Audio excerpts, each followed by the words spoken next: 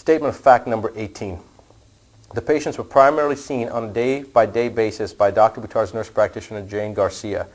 Ms. Garcia, for instance, was the provider who saw patient A on her initial visit, and it was Ms. Garcia who wrote the note in patient's HR to start patient A on the cancer plan. I have only so many hours in a day.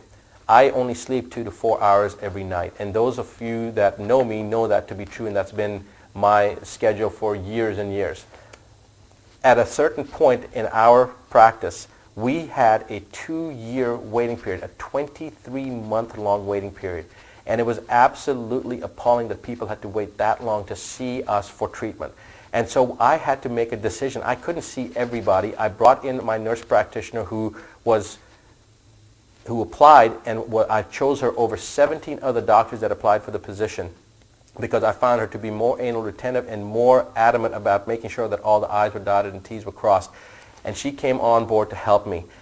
Every single chart in my office is reviewed by myself and Jane on a weekly basis. If we have a patient that was seen that month, that particular week, we see that chart that goes across my desk and we discuss it. And it may only take me 10 or 15 seconds to review the chart and make sure everything was done right, but that doesn't mean that I have an hour to spend with the patient. So Jane has been seeing many of the patients that I did not feel needed my intervention.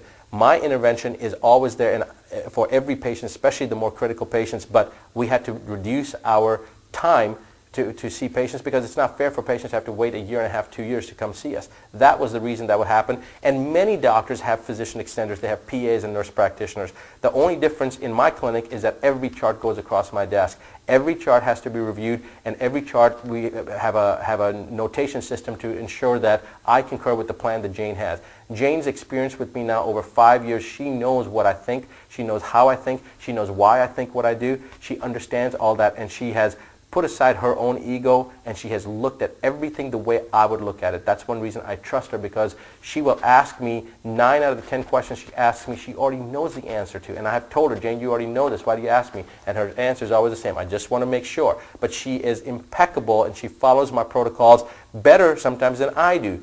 So my whole point is that if somebody else is seeing a patient, they are, 1, licensed to see the patient, and 2, they have been seeing, the patient is being seen underneath still my authority and my oversight, and that is done on a regular basis. Once a month, all charts are reviewed of the patients that were seen that particular month, and we try to do that on a weekly basis.